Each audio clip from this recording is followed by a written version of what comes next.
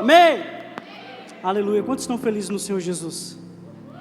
Não é maioria não, mas eu creio que daqui para o final vai estar. Amém, glória a Deus. Vitor, que está no som. Eu vou dar uma igual ao pastor André. Coloca só um pouquinho de retorno desse microfone e um pouquinho do teclado também. Valeu. Amém, gente? Aleluia. O Espírito Santo ele vem falando muito ao meu coração esses dias e estava comentando com alguns. Quinta-feira em específico, eu estava inclusive até no trabalho.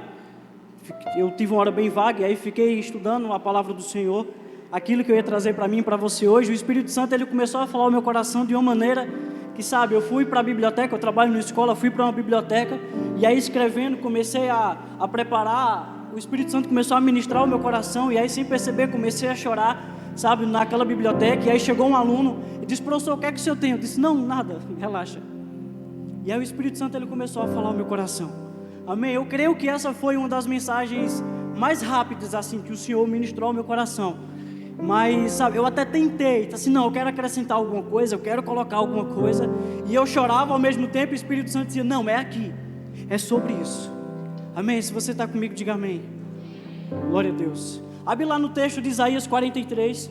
Eu queria dar uma pincelada rápido sobre aquilo que a gente falou na célula passada. E aí eu vou ministrar aquilo que o Espírito Santo ministrou ao meu coração e eu quero ministrar para a sua vida também. Lá no livro de Isaías 43. Livro de Isaías, capítulo 43. Desde já, mano, Diego. Valeu, velho. Tamo junto. Você é um cara que eu tenho como referência. É uma pessoa que eu vejo assim, eu quero ser nem tu um dia, sabe? Ministrar e chegar e agitar a igreja. Eu tô melhorando. Eu era gago, mas eu tô melhorando, né? Né, pastor, né? Lisandra, meu Deus, Lisandra, o que é que eu vou pregar depois disso, velho? Lisandra trouxe uma palavra que eu disse: pronto, eu não vou pregar mais não. Eu vou ficar na minha. E eu vou pedir para o pastor orar encerrando. A gente faz um momento de adoração, quebrantamento. A gente chama Diego e ele junta a galera aqui. E eu digo: eu vou pregar o quê? Mas eu tenho certeza que o Espírito Santo ele vai falar ao teu coração ainda, amém? Louva a Deus pela equipe da recepção que estava show hoje. Eu achei massa demais esses coletes. Velho, tu é doido. Eu fiquei... A galera tá com muita excelência para a glória de Deus. O som hoje tá topado. Ricardo, Vitor, ô Vitor, é Vitor, né? Ô Ricardo, na próxima escala do culto da juventude, coloca Vitor para fazer o som, viu? Vitor, tá topado, velho, valeu mesmo. Amém? Todo mundo achou? Se não achou, leia comigo aqui no Data Show. Livro de Isaías, capítulo 43. Mas agora assim diz o Senhor, que te criou, ó Jacó, e que te formou, ó Israel: não temas, porque eu sou contigo. Clamei pelo teu nome e tu és meu. Quando você passar pelas águas, eu serei contigo. Quando passares pelos rios, eles não te submergerão. Quando passares pelo fogo, não te queimará, e nem a chama arderá em ti, porque eu sou o Senhor teu Deus, o Santo de Israel, o teu Salvador. Por teu resgate dei ao Egito, e nem teu lugar a Etiópia Seba. E visto que fosses precioso aos meus olhos, e digno és de honra, e eu te amo, portanto darei homens por ti, e os povos pela tua vida. Não temas, porque eu sou contigo, trarei a tua descendência desde o Oriente, e te ajudarei até o Ocidente. Você pode dizer amém? Sabe, eu acho incrível, porque o livro de Isaías, eu acho que é o profeta mais top da Bíblia, modéstia à parte, né? Mas enfim, eu acho incrível esse livro, porque quando a gente começa meio a estudar sobre o livro de Isaías, a gente meio que dá para fazer um paralelo entre a velha aliança e a nova aliança. A gente vê, quando a gente começa a estudar o livro de Isaías, a gente vê que antes do capítulo 43, a gente vê meio que um Deus triste, às vezes um Deus até raivoso, às vezes até um Deus, sabe, para muitos carrasco, um Deus que aponta mesmo para os seus servos, para os seus filhos e fala: arrependei-vos e se convertei-vos. A gente vê até situações do profeta Isaías, sabe, ter que passar vergonha. Eu digo, né? Está na Bíblia, né? Ele fica rindo porque ele soltou uma piada em mim por conta disso, mas ninguém vai rir não, em nome de Jesus. profeta Isaías chegou num nível que ele teve que mostrar sua nudez para o povo de Israel. E as pessoas vinham, zombavam, debochavam, e mesmo com as pessoas vinham rindo e debochando, o profeta Isaías, com toda a autoridade do Senhor, ele apontava o dedo e dizia: assim diz o Senhor. E qualquer pessoa se calava. A gente vê que justamente antes era praticamente isso, era como se fosse um Deus triste, um Deus angustiado, que dizia: arrependei-vos e se convertei-vos. Era um povo complicado que Deus abençoava aqui, mas as pessoas erravam ali. E é justamente isso, quando a gente faz essa diferença entre a velha e a nova aliança, a gente vê uma velha aliança totalmente complicada, deturbada. As pessoas, elas não seguiam, de acordo com a vontade de Deus. Chegou num nível que as pessoas queriam, seguir um padrão de santidade. Deus mandou um padrão de santidade. Deus, Moisés subiu no monte, e quando ele desceu, ele veio com as estacas da lei, junto com os 10 mandamentos. Surgiu, quando a gente vê lá no livro de Levítico, todas as leis instituídas por Deus. E tinha um padrão de santidade, 613 leis, e ninguém até hoje conseguiu cumprir, a não ser o nosso Jesus. Era um padrão de santidade, ninguém conseguia.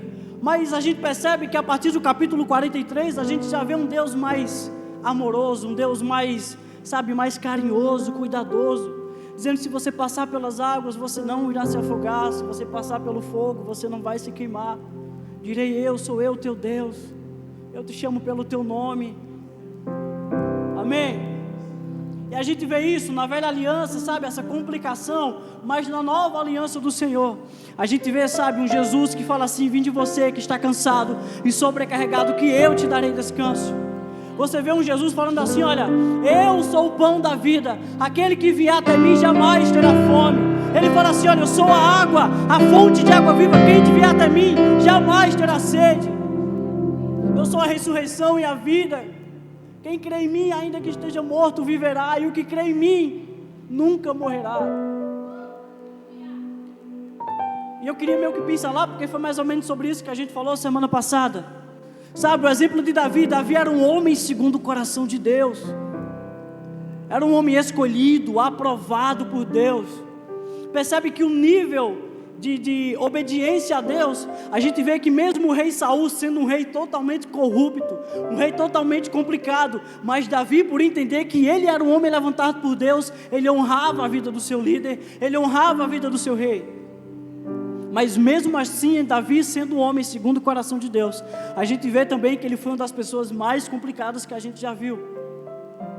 Quando ele caiu com Batseba, quando ele errou, quando ele assassinou, quando ele traiu a sua esposa, mesmo no nível pecaminoso que ele estava, a Bíblia fala lá no Salmo 51 que ele se ajoelhou, rasgou suas vestes reais, raspou sua cabeça e fez aquela oração que está no Salmo 51. E aí eu vejo, a parábola do semeador. Quando Jesus está justamente ensinando sobre a parábola do bom semeador. E aí eu queria que você fosse lá comigo, lá em Mateus 13, amém? Agora a gente prega, em nome de Jesus. Isaías 43, ou Mateus 13.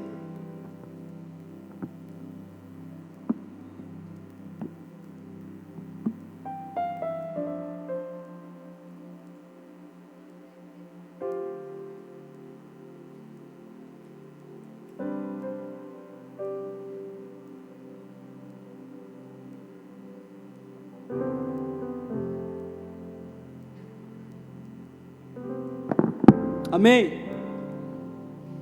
Mateus 13, versículo 44, a gente vai ler até o 46. Vou ler para a gente ganhar tempo. O reino dos céus é como um tesouro escondido no campo. Certo homem, tendo-o encontrado, escondeu novamente. Então, transbordando de alegria, vai, vende tudo o que tem e compra aquele campo. Da mesma maneira, o reino dos céus é semelhante ao negociante que procura por pérolas, e encontrado uma pérola de grande valor, foi, vendeu tudo o que tinha e a comprou. Amém? Nós entendemos que a nossa vida cristã, é uma vida repleta de desafios, é uma vida, sabe, de conflitos, é uma vida de renúncias, é uma vida que a gente precisa, sabe, se abster de tudo aquilo que nos afasta do Senhor, para poder viver aquilo que Ele tem para nós. Nós entendemos que nossa vida cristã, ela é, sabe, baseada em princípios de acordo com essa palavra. Princípios que muitas das vezes além das nossas vontades, que as nossas vontades, na grande maioria das vezes, elas precisam ser, sabe, abdicadas para que nós possamos viver a vontade de Deus. A questão maior, isso eu estava conversando com o Davidson, conversei com o Thaís esses dias, que infelizmente, eu queria ser muito sincero com você e comigo também, com o tempo a igreja do Senhor Jesus, ela passou a terceirizar a sua fé. Sabe, a nossa fé ela tem sido terceirizada, Diego. Com o tempo a gente vê a nossa fé, o nosso cristianismo, sabe, os nossos princípios sendo colocados, sabe, em segundo lugar, e as nossas vontades sendo colocadas em primeiro lugar. Aí você fala assim, Isaías, mas eu vou para a igreja, mas Isaías, eu sirvo na igreja, Isaías, eu faço isso, eu faço aquilo. Sabe, a gente meio que, infelizmente, acaba se contendo com aquilo que é raso, acaba se contendo com aquilo que é pouco, e hoje o Espírito Santo chama a mim e a você, para a gente viver o profundo em Deus, para a gente mergulhar ainda mais no Senhor, para a gente viver aquilo que Ele tem ainda mais para mim e para você. Sabe, viver a vontade do Senhor é entender que se Ele habita em mim, eu preciso negar as minhas vontades e entender que a vontade dEle é soberana. Perceba que Jesus nessa parábola, Ele assemelha, sabe, assemelha o reino dos céus como um negócio, sabe, como algo voltado a valores.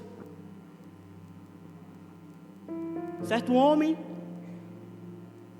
tendo encontrado ido a um campo, tendo encontrado uma terra de grande valor, ele vai e vende tudo que tem e compra aquele campo pelo tesouro que ele achou ali. Da mesma maneira, um homem que é negociante com pérolas, e ele acha uma pérola de grande valor, e ele pega tudo que ele tem, inclusive as outras pérolas que ele tinha, vende tudo que tem para poder possuir essa pérola. E aí eu passei a me perguntar a que nível eu estou terceirizando a minha fé. Será que eu tenho parado e pensado assim, não, mas é difícil fazer isso, sabe, é longe da minha casa para eu poder fazer isso. Será que eu de verdade tenho dado valor a esta pérola tão preciosa que é Jesus? Ou eu tenho, sabe, dado mais valor às minhas riquezas, aos meus bens, ou às minhas vontades? O Espírito Santo hoje te chama, e eu quero que você entenda isso em nome de Jesus. É louvável a gente conseguir com o nosso suor, a gente comprar, a gente ter, mas acima de tudo é mais louvável ainda, sabe, na maioria das vezes a gente negar as nossas vontades para viver para algo maior. A gente deixar de gostar de algo passageiro para começar a amar algo que vai nos levar a uma eternidade. Amém? Sabe, por isso que nós entendemos a importância de viver constantemente no Senhor. Viver, sabe, todos os dias agarrado com essa palavra, lendo essa palavra, tendo comunhão com os irmãos, sabe, estar junto, sendo, sabe, tudo muito alinhado debaixo do reino dos céus. Aí você pode perguntar, mas como é que eu faço para ter acesso? Como é que eu consigo, sabe, ter uma vida plena diante do Senhor? Como é que eu consigo, sabe, ter uma vida, sabe, como é que eu faço para essa chama não apagar em meu coração? Como é que eu faço para poder ter uma vida, sabe, plena, íntegra diante do Senhor? E aí eu queria ser muito rápido com você. E eu, sabe, algo que eu parei para pensar e que realmente isso me ajuda, e eu creio que pode te ajudar também. Algo que realmente, de maneira nenhuma, não pode apagar do meu e do seu coração, é a chama do Espírito Santo. É a chama do Espírito Santo, ela precisa continuar ardendo no meu e no seu coração.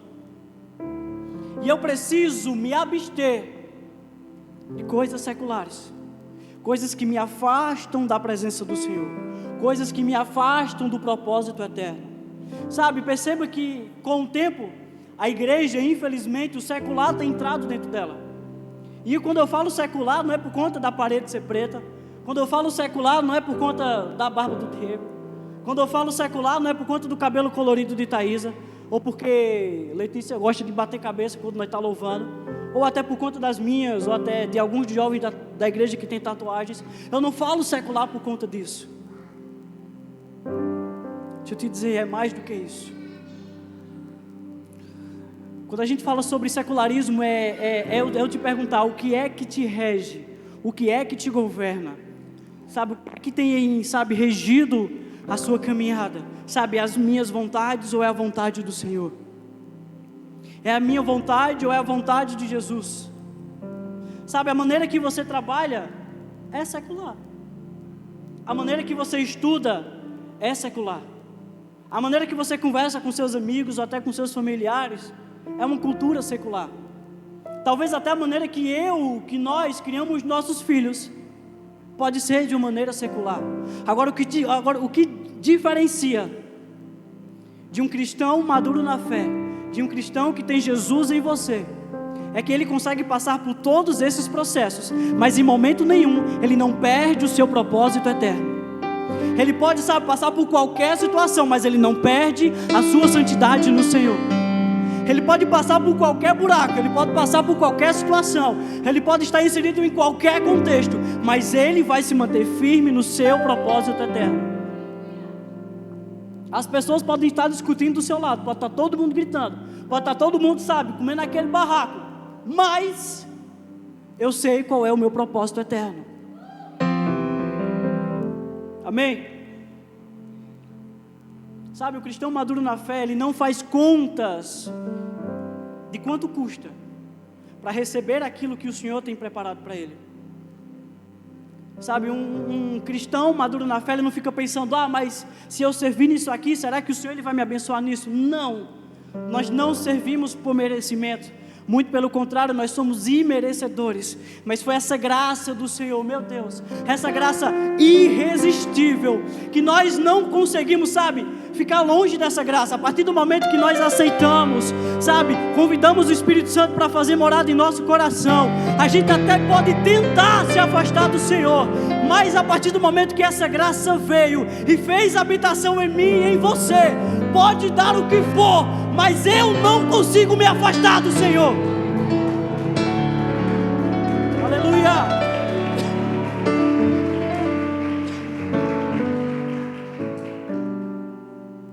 Sabe, nós precisamos falar mais de eternidade. É massa, velho, a gente vem aqui e a gente ministra cura, a gente ministra, sabe, dons do Espírito, a gente ministra avivamento, missões e evangelismo, e glória a Deus por isso, mas a gente precisa falar sobre a volta de Jesus. Infelizmente, pouco se vê igrejas falando sobre a volta de Jesus. Sabe, Jesus, ele, não me leve a mal, não é querendo fazer teologias aqui não, mas eu discordo de alguns que falam, mas Jesus pode voltar hoje. Tá, se todas as profecias se cumprirem hoje, aí ele volta. Tem profecias para se cumprirem ainda, amém? Mas aí, um dia para Deus é como 1000 anos, e 1000 anos é como um dia. A gente não sabe se pode acontecer daqui a uma semana, daqui a um mês, ou a vontade é dele, pode acontecer hoje, a gente não sabe. Mas a gente precisa falar mais sobre a eternidade. E aí, falando e eu estudando sobre a eternidade do Senhor, e aí o Espírito Santo começou a ministrar o meu coração, e aí eu justamente lá na biblioteca, eu fiquei viajando, eu disse, meu Deus, que viagem, velho. O Espírito Santo começou a ministrar o meu coração, e aí eu, sabe, fiquei constrangido com a presença do Senhor. Sabe, eu não estou falando de simplesmente, não que não seja simples, mas é algo extraordinário. Eu não estou falando só da maneira da gente ir morar no céu. Eu não estou falando da gente, sabe, só de estar lá louvando ao Senhor. É mais do que isso. Eu não estou falando só de tipo, ir morar no céu, mas é conhecê-lo plenamente. É de estar com Ele plenamente. Eu não sei você, mas eu anseio pela volta de Jesus. Mas eu anseio mais ainda de estar do lado dEle.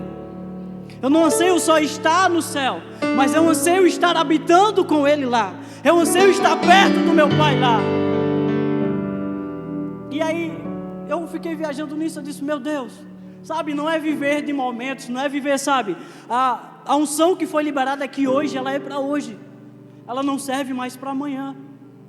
Aquilo que Deus liberou ao seu coração hoje, ficou para hoje.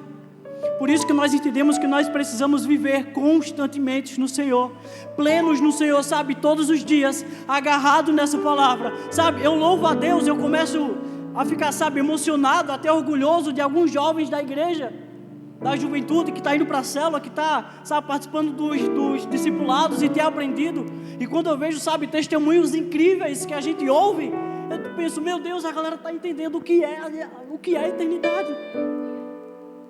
Assunto sobre a eternidade, o que nos faz entender que nós precisamos viver para Ele, e que quando Ele voltar, não é só questão de ir para o céu, mas é habitar com Ele eternamente. Sabe, eu não canso, sabe, de ficar, às vezes eu estou orando sozinho, aproveitei que eu estava só ontem, fiquei a noite toda só ontem, e eu disse, meu irmão, eu vou botar algum espontâneo aqui, só um pad mesmo, e aí fiquei orando ao Senhor, e aí o Espírito Santo, comecei a me edificar mesmo, e comecei a orar em línguas estranhas, e aí o Espírito Santo foi ministrando ao meu coração, sabe, não é de momentos, mas é viver todos os dias, é viver intensamente no Senhor, com o Senhor, sabe, a gente ir para o céu e sabe, receber a coroa da vida, é só um bônus, né, Kevin? Comparado ao que é viver a eternidade lado a lado com Ele. Eu não consigo parar e ficar pensando, meu Deus, sabe, é muito pouco aquilo que a gente vive aqui comparado ao que a gente vai viver com Ele. Eu não sei você, mas eu anseio pela volta de Jesus. Eu clamo pela volta de Jesus. Eu digo, Deus, se possível, volta hoje.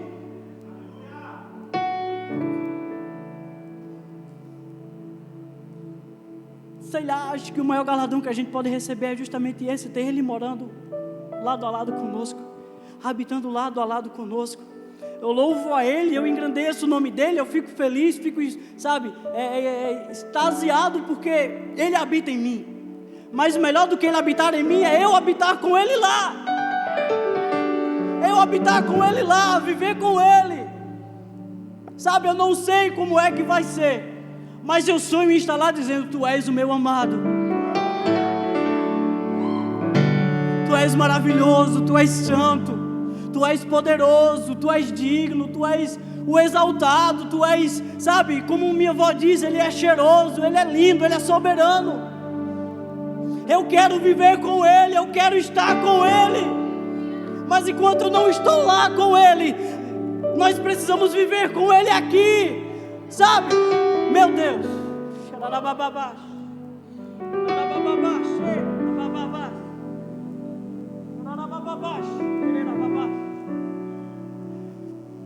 Sabe, nada mais importa, velho, nada mais importa quando Ele habita em mim. Nada mais importa quando Ele está comigo. Nada mais importa quando Ele é o centro da minha vontade. Nada mais importa quando Ele é o centro da minha vida, do meu casamento.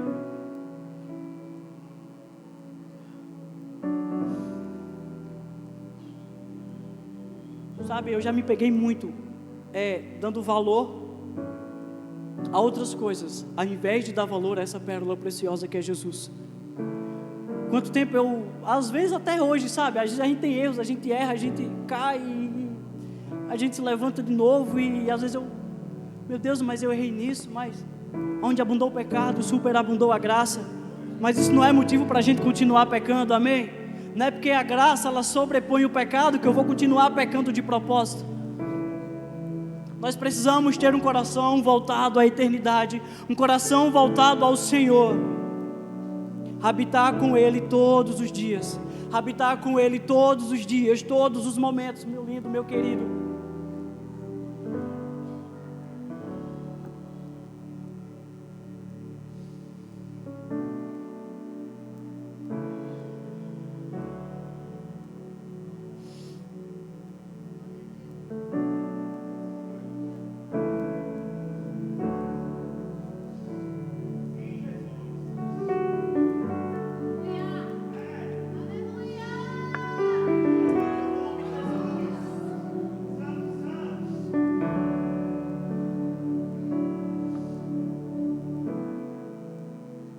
Jesus. E assim, tendo o homem encontrado a pérola de grande valor, vende tudo o que possui para ter essa pérola. Eu tenho as minhas coisas, eu tenho os meus compromissos, mas nada mais vale quando Ele é meu primeiro compromisso. Nada mais vale quando Ele está no centro da minha vida.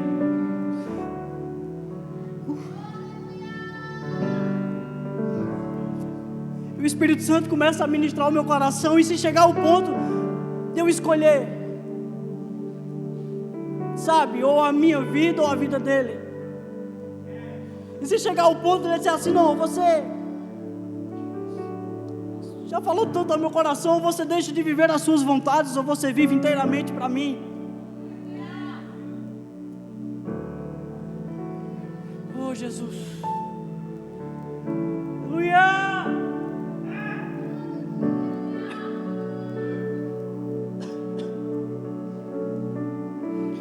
Se eu tiver que escolher,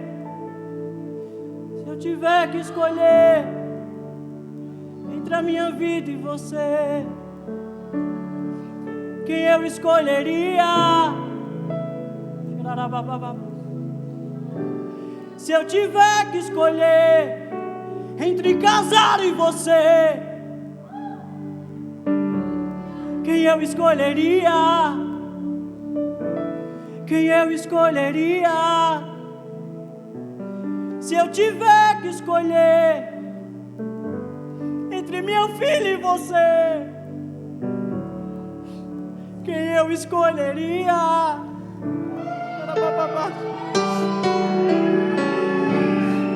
Se eu tiver que escolher,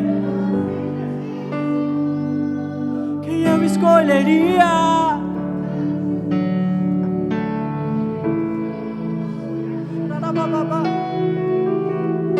Se eu tiver que escolher entre minha vida e você,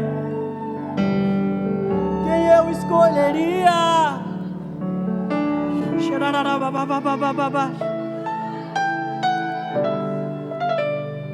Tu és o meu refúgio, a minha fortaleza. Tu és o meu socorro presente, Jesus. Tu és o meu bom pastor. Tu és o meu Senhor, meu Salvador. Tu és o autor e consumador da minha fé. Tu és Jesus.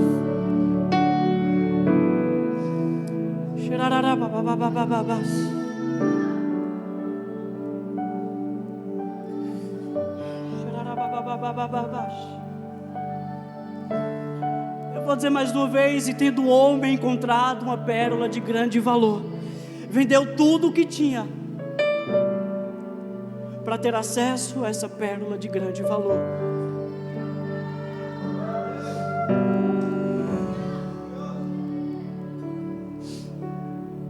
E foi isso que o Espírito Santo ministrou ao meu coração. Eu disse: eu quero colocar mais alguma coisa, eu quero acrescentar mais alguma coisa. Mas ele começou a dizer: e tendo um homem encontrado uma pérola de grande valor, vendeu tudo o que tinha para ter acesso a essa pedra de grande valor.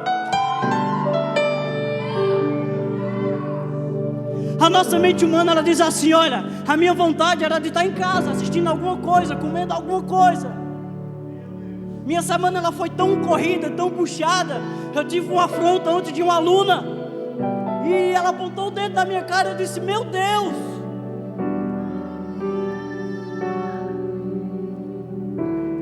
mas eu encontrei essa pérola de grande valor.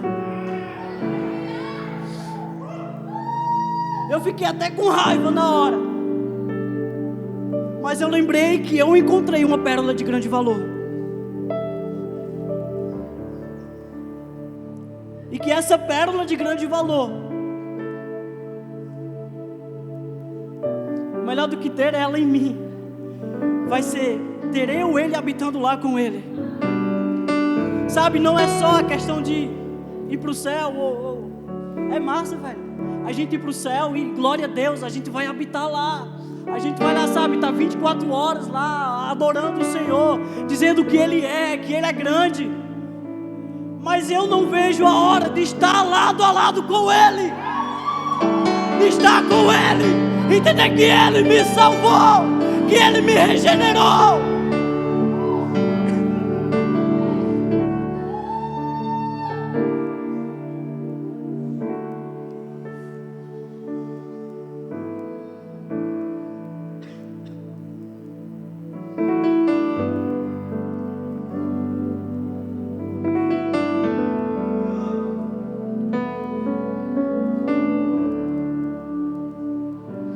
pode ficar de pé.